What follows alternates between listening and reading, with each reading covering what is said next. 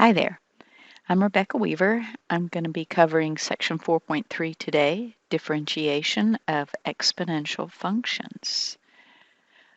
First, we're going to look at the chain rule for e to the some function up there in the exponent. We're going to call this one g of x. The chain rule for exponential functions is that we're going to let g of x be any differentiable function.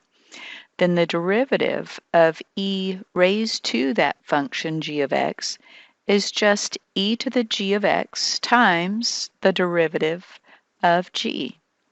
If we write u equals g of x, then our equation can be written in the form the derivative of e to the u is just e to the u times the derivative of u. Let c and k be arbitrary constants. Then if we have some constants in there, the derivative of some constant c times e to the kx is just going to be k times that constant c, e to the kx. So let's look at an example to see what in the world this means. If we need to differentiate, g of x equals e raised to the negative 2x minus 2x all raised to the third. Oh my goodness, this is going to have some sort of derivative with a chain rule and with an e raised to some function. So let's write down our function. Then looking at that derivative for g, we're going to be using the chain rule, bringing down our 3, leaving the inside function alone, that e to the minus 2x and then minus 2x.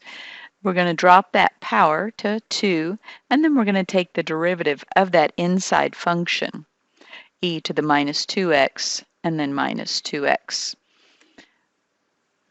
So taking the derivative of each of those two terms, then we are going to get that g prime is 3 times that quantity, e to the minus 2x, quantity squared, times negative 2 e to the minus 2x and then minus 2.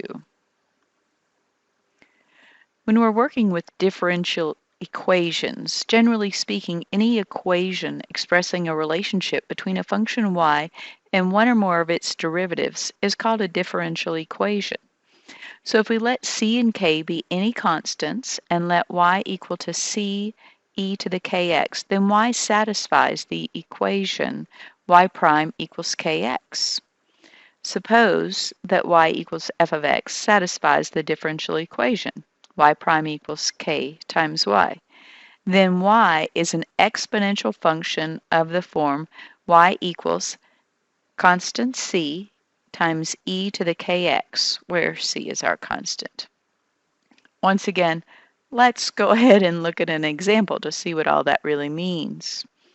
So we need to determine all solutions of the differential equation y prime equals 1/3 y. So we'd like to know what all works for that. So the equation y prime equals 1/3 x has the form y prime equals k times y, where k is a third. Therefore, any solution of the equation has the form y equals c e to the 1/3 x, where c is our constant. And that's it. That's all you need to do. Once you realize that you have that form, y prime equals kx, then you can just put in that solution.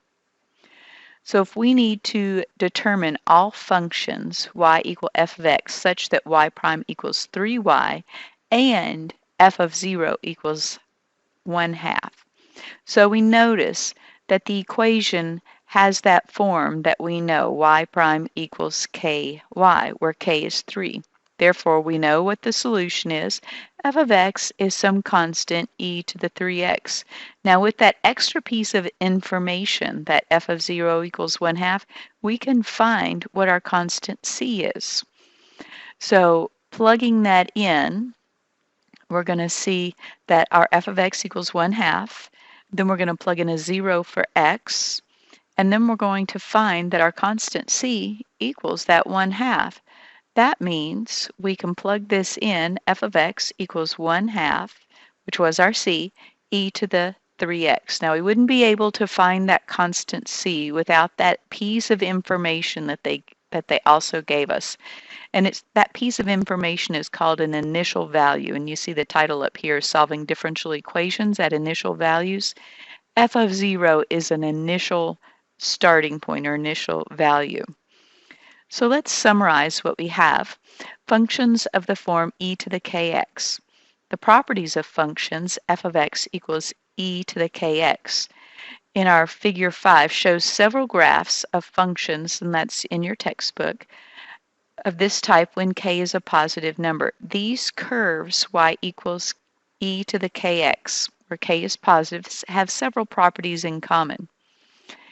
Number 1, 0, 1 is on the graph. We know that. We looked at that in section 4.2. We saw that graph. The graph lies strictly above the x-axis. That is, e to the kx is never 0. The x-axis is an isotope as x becomes large negatively.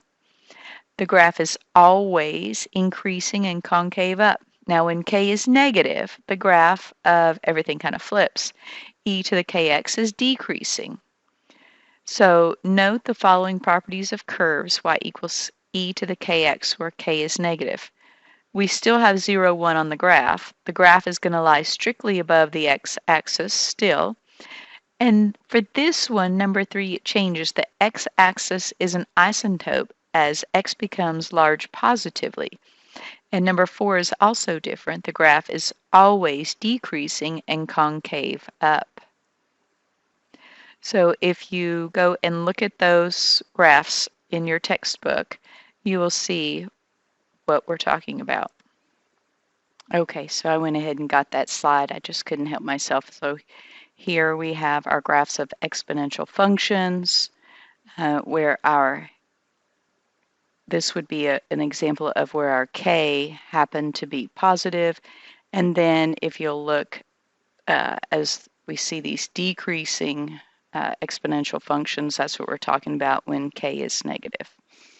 All right, if you have any questions, be sure and email me, rweaver10@alaska.edu. Thank you and have a nice day.